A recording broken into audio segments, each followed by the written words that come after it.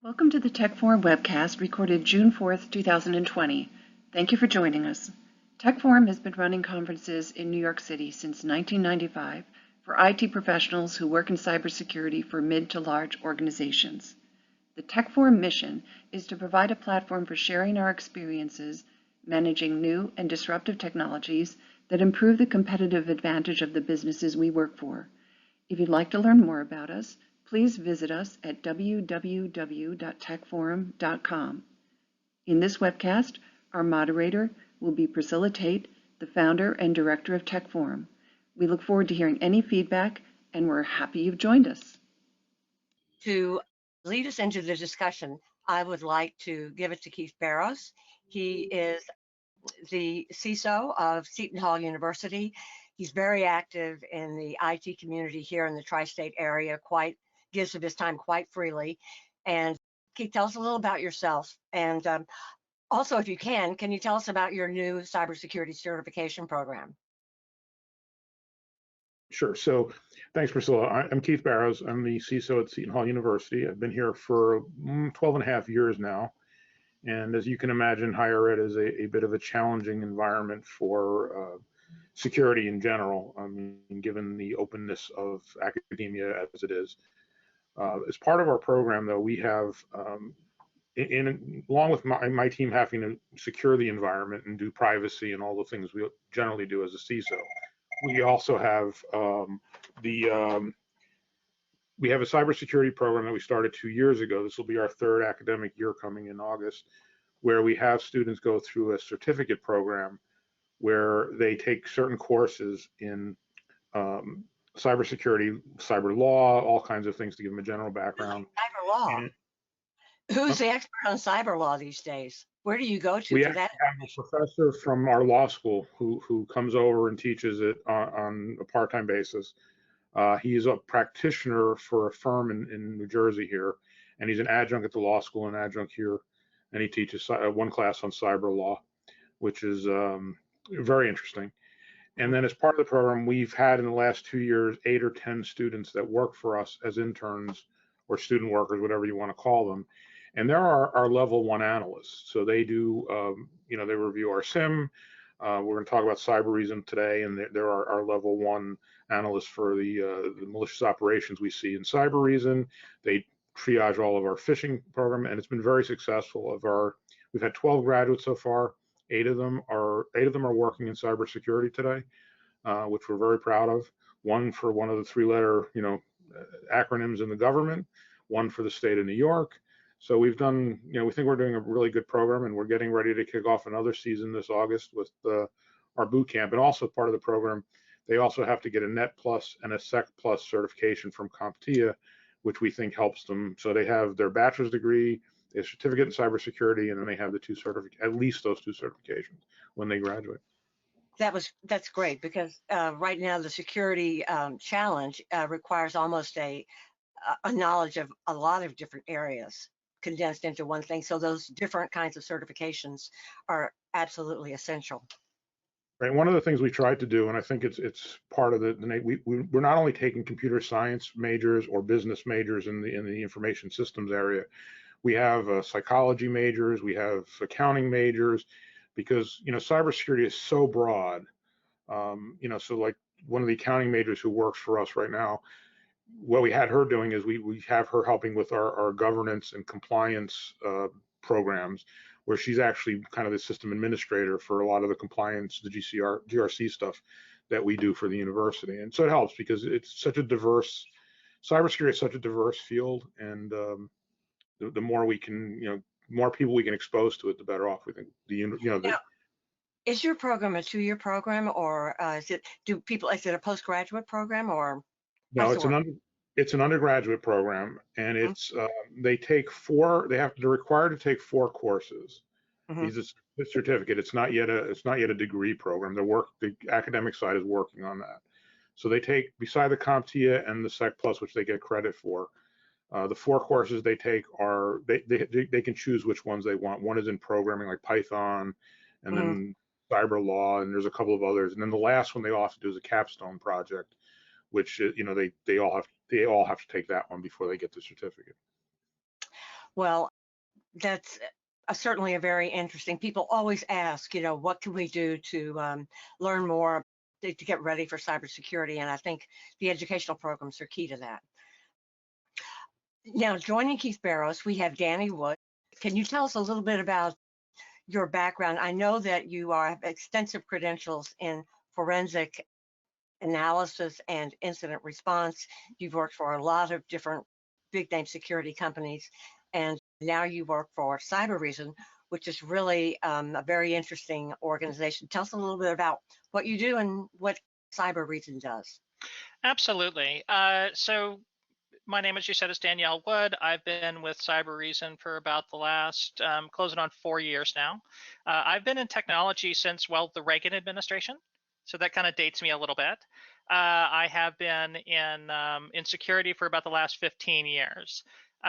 So primarily my background has been in incident response, digital forensics, and somewhat I've done some work in compliance. I have worked in the Fed space. I've worked in Fortune 500. So I've had a fairly broad career in the cybersecurity space. At CyberReason, my primary role at the organization today is to make sure that our partners who utilize our tool to provide managed detection and response or managed security services are effectively enabled with the tool, that they are trained properly, that they have the appropriate processes and procedures in place, and that they're able to use it to best advantage and get maximum benefit from the tool for themselves and for their customers. CyberReason is an interesting company. When I joined, I think what intrigued me about it is that it was started by 3 gentlemen from Unit 8200 in the Israeli military, which is basically a cyber intelligence unit. The leader of the organization, Lior Div, was a recipient of the Israeli Medal of Honor for the work that he did with that unit. He also had spent some time with the Mossad, which always has a certain level of mystique around it, I think. Now, having had a background in working with 3-letter agencies in the US government, I don't think it was so much the mystique of it as I think the professionalism that I've come to expect from those groups. The other thing I can say is that they had a very intriguing technology. And their approach to cybersecurity was not to look at what at the time was the traditional approach, which was to basically try to prevent attackers from breaking into the network. They had brought with them their experience as attackers, as offensive specialists in security, the mentality that the attacker is going to get past your defenses. That's just going to happen. So firewalls, antivirus, all of the things, VPNs, all the things that we put in place to defend our workforce or our employees or our government, or military against attackers, that it was going to fail on us. And we've seen that time and time again. The number of breaches we saw over the course of the intervening 10 years, over the last 10 years, just proves the point that the static defenses that we've had in place, the signature-based defenses, the heavy configuration defenses, that they're just not effective at stopping everything. And so we have to be prepared for them getting inside. And so what they did was they decided, as attackers, what would be the best approach if I were defending against myself, to identify and remediate attackers breaking into the environment. And so what they did was they looked at it from the point of view of what are the things that an attacker must do to achieve their objectives, and how do we detect those activities in the environment, not from a static defense, from an indicator of compromise perspective, whether that be, file signatures, or whether that be IP addresses on the internet, or it be, web domain names, but looking at it from the standpoint of, the machine does this, then it does this, then it does this. So a malware gets on a machine, a virus gets on a machine, or an attack gets on a machine, then it moves to trying to make lateral movement, or trying to change its privileges so it can execute more effectively in the environment. So you put all that together, and what you get is a series of non-negotiables of things that attackers absolutely must do to get from one end, which is the intrusion, all the way to their objectives on the other side. And if you are looking very carefully at that behavior across the board, no matter how new and novel one technique is, attackers don't ever and are really not in a position to be able to change every single technique they use when intruding on an organization. So you are going to catch them periodically. And what that's enabled us at CyberReason to do is to turn the adversary relationship around. So instead of the attacker having to be right 1% one time and the defender having to be right 100% of the time, we turned around the other way, which is the attacker must be effective and stealthy and capable of avoiding all detection 100% of the time, and it's the defender is the only one who only has to be right once to be able to pull that thread, see what the attacker has done, and then kick them out of the network. I think we have a great foundation for our discussion today because Keith, the CISO, and has been involved with the pandemic when it hit, and Danny, it works for one of the cutting edge cybersecurity service providers, CyberReason. Let's go back to March. What happened when business stopped? Keith, I'll start with you. Sure. So, we had seen the writing on the wall that something was going to happen and there might be some type of a lockdown. Probably about 2 weeks before it really hit, I got a call from the CIO, who's my boss, and he's like, "Do we have a pandemic response plan ready?" And I said, "No, we have an incident response plan and we have a business continuity plan." And he's like, "Well, write a pandemic response plan." So just for IT, not for the whole institution, that was other people's responsibility. So I started writing and I got it done, and we kind of reviewed it and we're set to go. And that Wednesday, we got a notice from management saying all classes are remote, nobody will be on campus anymore, and as of Friday, all employees are home. So, we were prepared, but not quite as ready as we thought we were. We were kind of lucky because we are what they call a ubiquitous computing environment. So all of our students get a laptop. That's a nice word for it. Yeah. All of our students get a laptop as part of their orientation, as part of their technology fee. So they all had laptops. So we didn't have to worry about the students not being able to work remotely. Employees, because of that, we have a lot of extra laptops as we do the rollovers as new students come on and stuff. So all employees and faculty also had laptops. So part of it in the pandemic response plan that I had written was, we need to start telling employees to take your laptop home every night. Unfortunately, everything happened so fast, some of the employees didn't take it home, and we had to send them their laptops home after the fact. But we were kind of lucky. For organizations, whether it's higher ed or commercial organizations or whatever it is, probably most of their employees don't have laptops. Most people do desktops. And now you've got this thing of BYOB, and they're using these machines at home. So at least we had the control. So that's kind of what happened in March. It was that quick, and now the university is planning now how we're going to come back and have classes again in October and August and all those kind of things. And so that's kind of where we're at the moment. Well, good. So you are the IT hero. You had the pandemic plan. That's really wonderful. Danny, what went off at CyberReason when business started closing down? Well, for us, it's a very different scenario. As an organization, being just coming out of really the startup space and now moving into a much more mature organization, the vast majority of our workforce is remote anyway. So the sales team is fully remote. A large chunk of the organization was built around the concepts of remote work. We have a very large, very young workforce, and so there's an expectation among them of an ability to work from home on a regular basis.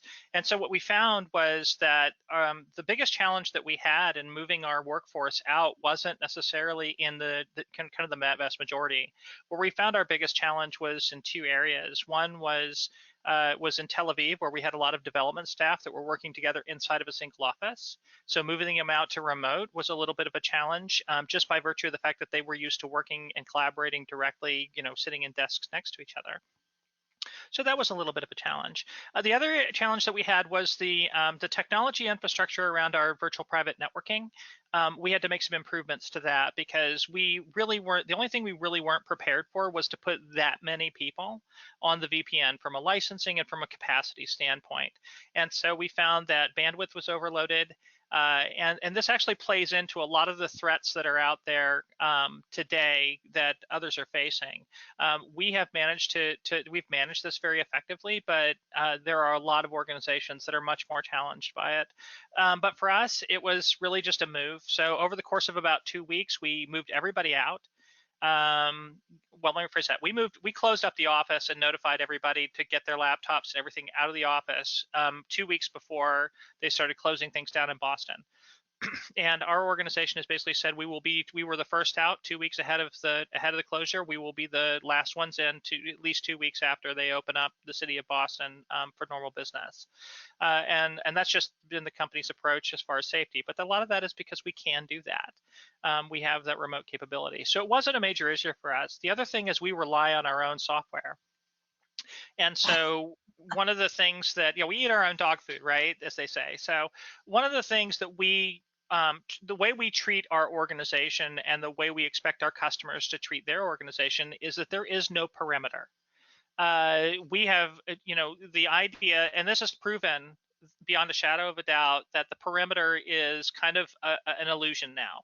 When people move out and they become remote workers, everything that was inside the perimeter is now accessible outside the perimeter, either through that machine or whatever. And that's going to lead back into, how do we get back to work inside the office? But because we treat our organization as if there is no perimeter, that every machine itself is the perimeter, our software allows us to identify risks and threats and things that happen at the endpoint level before they become a problem. And we have the ability to receive that telemetry and that information about all of those machines, no matter where they are in the world, as long as they're internet connected. And so if they're not internet connected, it's not really a problem for us at that particular point, only until they become so. So for us, it wasn't a major lift. For many of our customers, it's a very different story, though. Yeah, going back to the customers, Keith, what did you find out when you first run into that was a hard stop when you were trying to create this remote access environment? If you had to summarize it, net it out for someone else. Yeah, similar to what Danny said, I mean, it's scaling up your virtual connection environment. We don't use a VPN here. A few years ago, I made a recommendation to have all of our core systems be connected through isolation. And we did that through, we suggested a VDI type solution. So you can't access our core systems other than like the self-service stuff, like a student changing an address or an employee looking up their pay stub. But anybody who has access to the core systems, you have to go through a VDI environment to do that. We happen to choose Amazon Workspaces. So it gave us a couple of things. We didn't need a VPN, so we were okay with that. But the workspace has to be installed on the machine before it can connect back here. So when this happened, we probably had about 300 of them. And now we have closer to 600 because we had to get workspaces set up for all these people who were all of a sudden remote all the time. So you used those laptops and set them up and FedExed them? Yeah, or if they already had their laptop home, we gave them the instructions on how. But we also had a license up on Workspace, and what Workspace really is it's a Windows desktop that's a virtual desktop, and it is limited what software is on it. We limit what internet connections they can make, where they can go. It has CyberReason on the workspace itself as well as on their machine, so we kind of double teamed that. But that was part of the thing that nobody was anticipating. And from a budgeting perspective, the university said, send everybody home. And we said, well, now you're going to have this, Amazon cost every month that's going to double, right? And we've had a lot of licensing and stuff that we didn't have a double license for. We've had to, true up some of our licenses. So there's been a budgetary cost. But the positive thing that came out of all this is because we were prepared ahead of time, the executive management of the university has now seen the value of IT. There had been talk about eliminating this laptop program we have with students and to a bring your own device, for reasons. And now they've kind of pushed that off, and there's actually discussions about continuing it long term because it gave us such an advantage that a lot of other places, whether it's a school or a business, didn't have, and that was very fortunate. Yeah, Danny, you're right in there. This pandemic thing has revealed a couple of things for us. You deal with a lot of different kinds of customers and businesses. What are some of the things that you immediately heard from customers, their pain points? Yeah, so going back to your first question regarding remote work and manageability of the staff, what we found was the vast majority of our staff that was used to working remotely and was well situated for their ability to work remotely, meaning of adequate childcare, those types of things. Most of them were more productive at home than they were in the office. The elimination of things like drive time, the elimination of commute times, the elimination of water cooler time, those types of things tended to lead to more productivity. The primary concern that we have found amongst the staff in those scenarios is that they feel like there's not a break there's not enough separation between work and home, and I, being someone who's worked remotely for most of my career, I can say that is a significant challenge and a significant hurdle to get over psychologically, to be able to at some time during the day to be able to put down your phone or to put down your laptop and close it and say, you know what, I'm just not doing this anymore. So that's been a little bit of a challenge. Doing some research, looking at some of the studies that have been done over the last 2 months regarding remote work, they've pretty much mirrored the same results, which is for those organizations whose users are well prepped for working remotely from home, they've been more productive and more effective. For those organizations who are just now experimenting or just now having to do this, what they have found is that productivity has either stayed the same or dropped a little bit, and that the number of meetings that they're having and the length of those meetings is rising. But there's a lot of adjustment that goes on when you're dealing with a completely remote workforce. That being said, a lot of these organizations are seeing the value of being able to have people work from home, and they're understanding that there is a myth that you cannot effectively manage a staff that works in disparate locations like this. We've been doing that type of management for a long time. The difference between them being at home versus being in an office is more a function of just effective communication. Go ahead. Yep. The other side of that question we asked members, when do you think you yourself will be returning to work? We had 70% almost say, between June and October. But that also we had 30% that said, not until 2021. And that included 10% of that said never. So right. I and I had a conversation with a CIO who lives in New Jersey and his office is in New York City. And he said that he has no plans to go back to the office until 2021. And it has nothing to do with the condition at work.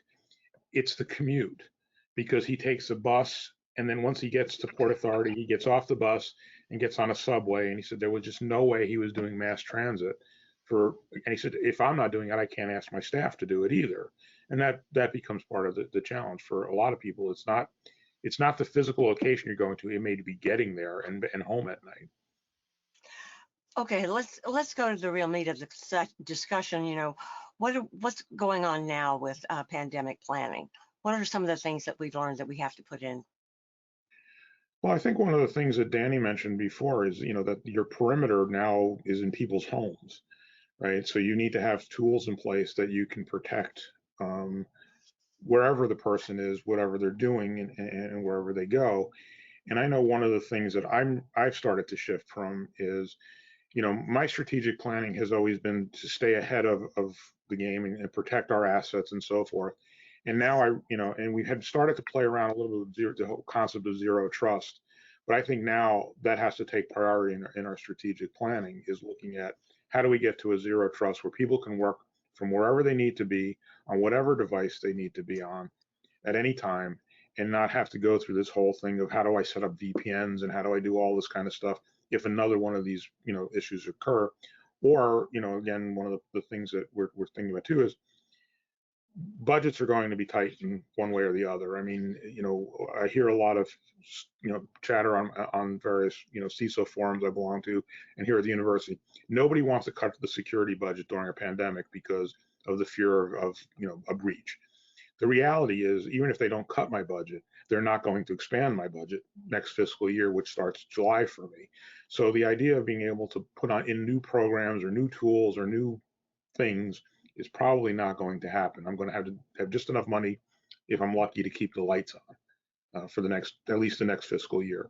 So I think that's part of the planning we have to start to think about is how do we change our strategy from tools and protecting the crown jewels, so to speak, to now protecting people and where they are. That's a big portion for us.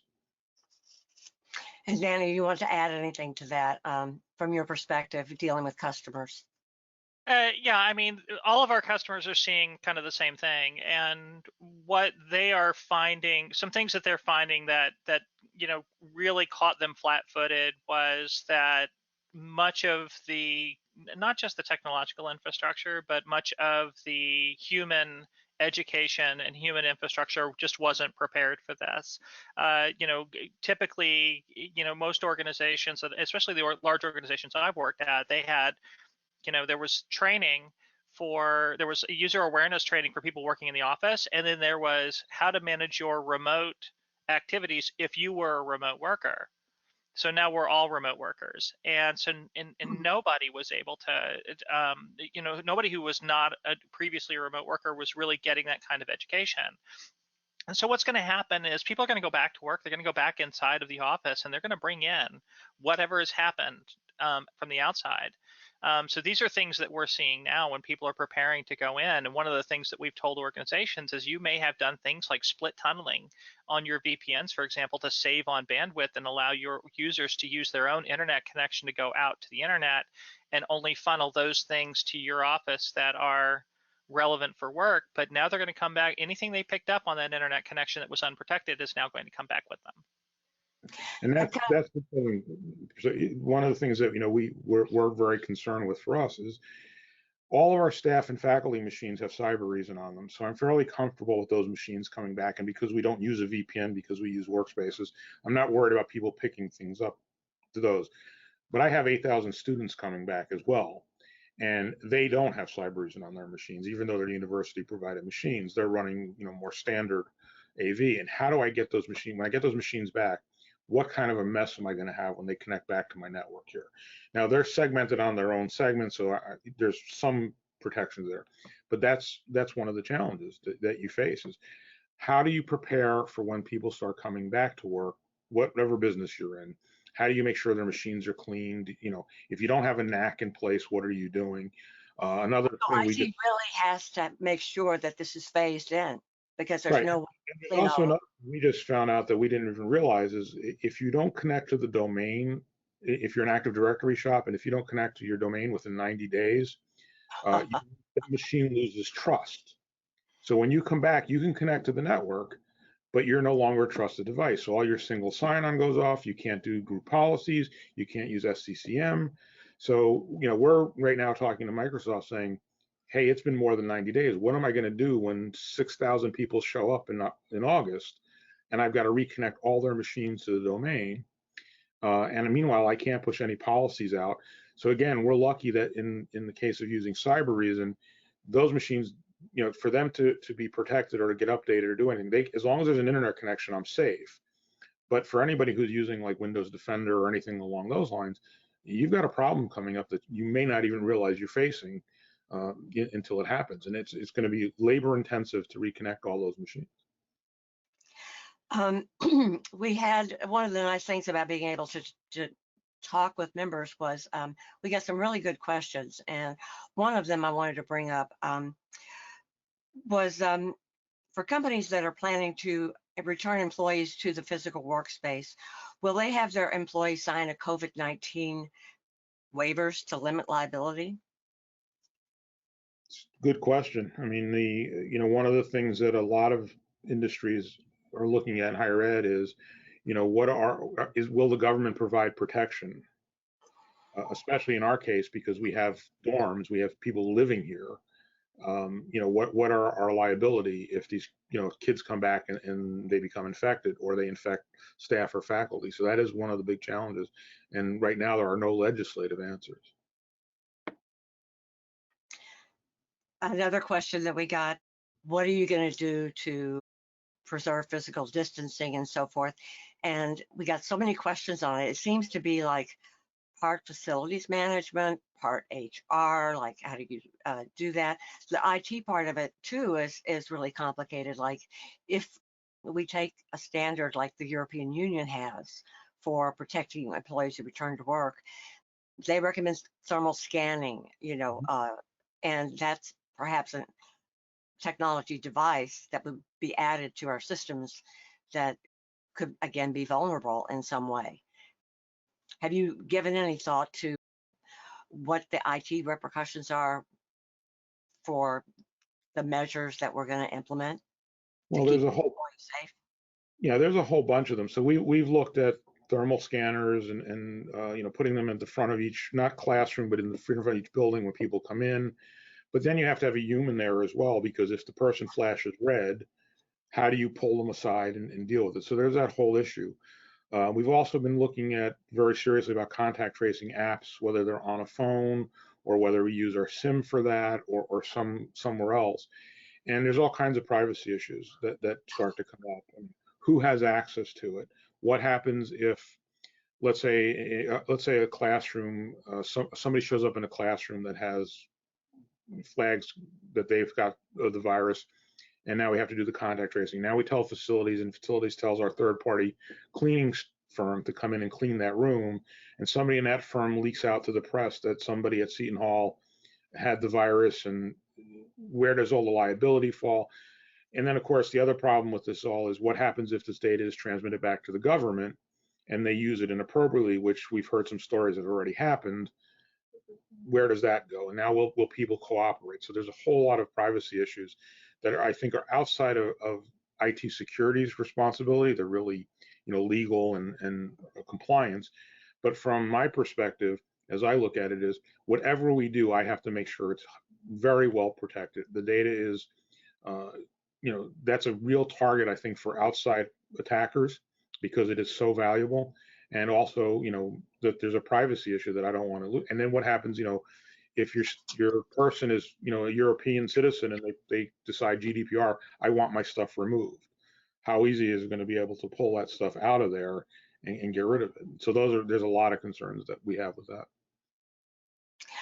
Another prominent question that came up: what tools or measures are you taking to validate the health of your cyber controls on the extended perimeter when you have this hybrid environment, part physical, part virtual? So we've been adding, more monitoring of our tools and things that we've had before. So we're putting a lot more information into our SIMs, so we have more corroboration of items that we're seeing. So we've added things like Office 365 that we didn't have any before into our SIM. We've just added our CyberReason dashboards into the SIM. So we have all this now falling in one place, and we're monitoring it much more effectively.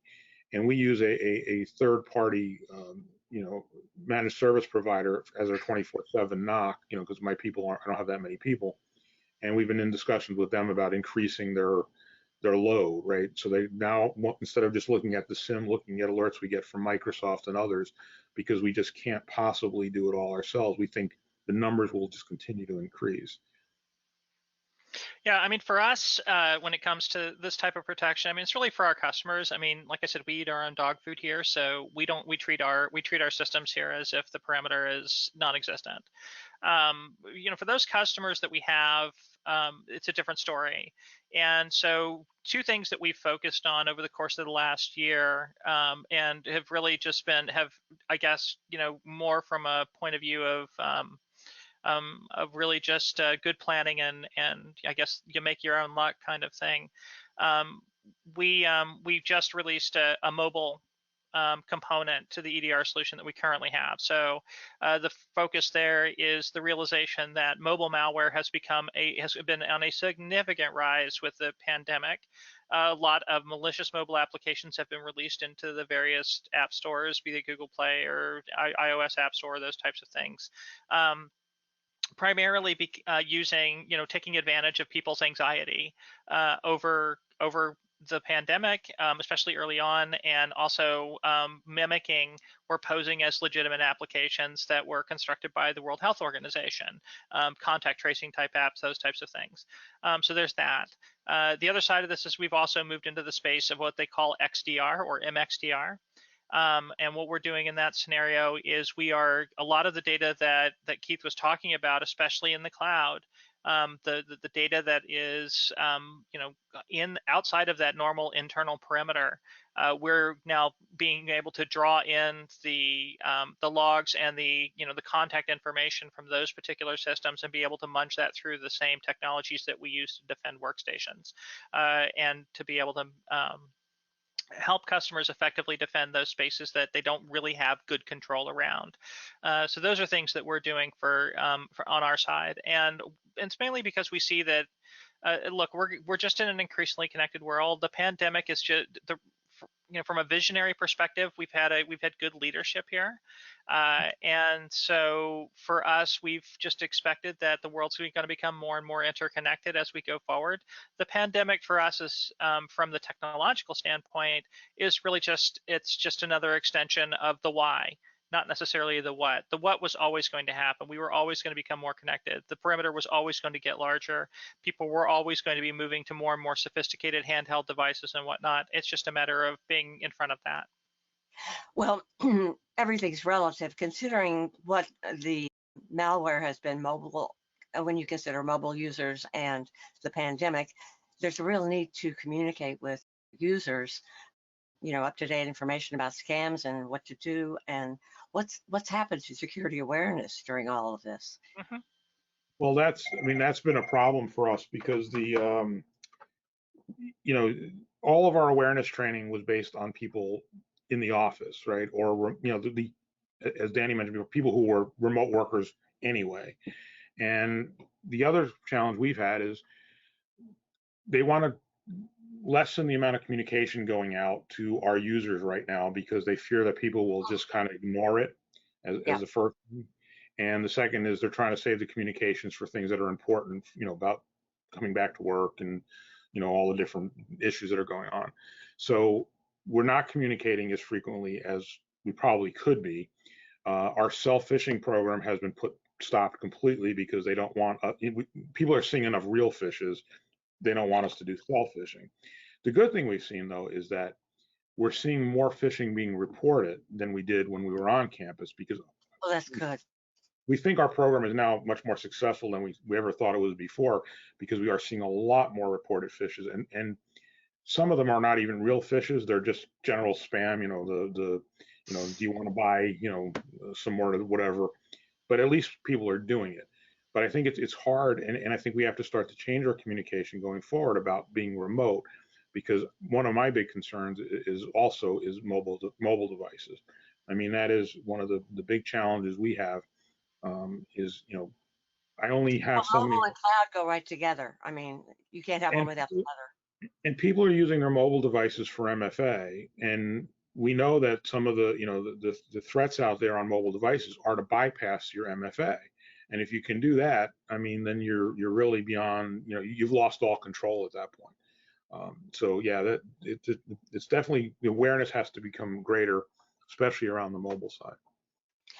Well, we've kind of taken a look at what the pandemic has done to us and what we've learned from it. I think what I'd like to do in closing is to ask you guys, what do you think we'll be doing in the next 6 months until the end of 2020? What do you think the enterprise is going to look like, enterprise security strategy? You've got to consider taking in new devices. You've got to consider delousing student computers or whatever your situation is. What do you think what kind of organizational structure can we put around that to manage this better? Well, organizational structure is going to be hard to change, especially with budgets tightening and so forth. So I think really what it has to be done is process and procedures. And I think that's key. And I think one of the things that two things we started to do here, I've had my team starting to do. One is I'm now looking at data risk more than just technical risk. So where does data, not just where it resides, but how is it accessed? Is it a mobile device? Is it a browser? Is it in memory on a server? And trying to understand where that is so I can protect the data more than just the systems and things like that. And the second thing is that I think we have to really start to look at, from a strategic perspective, is how can I manage all this different things I have to do with less money, and that's a very hard thing to do. Because you have so much going on, there's so many more challenges out there. But I think we also have to start to change the way we look at things from how do I protect things, but how are, as Danny mentioned earlier, how are people trying to attack us? What are the ways they're coming after us? We've seen some interesting things where we've seen a lot of spoofing emails. Now, we use anti-spoofing within our Office 365 environment. So what they've done is they put like John Smith @gmail.com. So they're spoofing, but they're not actually spoofing. So the anti-spoofing lets them through. And this is just a kind of a funny one. We had somebody, a person in the department got an email from his department head, which was a spoof, and it said, "Can you go out and buy so many, Amazon gift cards and send me the copies of them?" And the person said, "Sure, I'll go do it." And he went out and bought some gift cards, and he came back and he emailed his boss back and said, "Hey, I couldn't get Amazon. Are Target gift cards okay?" And we're reading this thread after the fact, and we're just hysterically laughing. And then the guy said, "Yeah, just send me the pictures." The hacker said, "Send me the pictures of the codes." And the guy said, "But you live a mile away from me. Why don't I just drop them off at your house?" And that's when the conversation stopped. And when the user realized he was being spoofed and hacked. But I mean, that's the kind of stuff people are not aware of, is you may be spoofed outside the organization. We got a good laugh out of it. It's one of the funnier ones we've had since the pandemic has come in. But it's certainly good to talk realistically about the challenges facing us as we return to work. This is all for today. TechForum hopes to do more webinars with visitors and members. We thank you for your time and your attention, and we wish you a very good weekend. Thank you.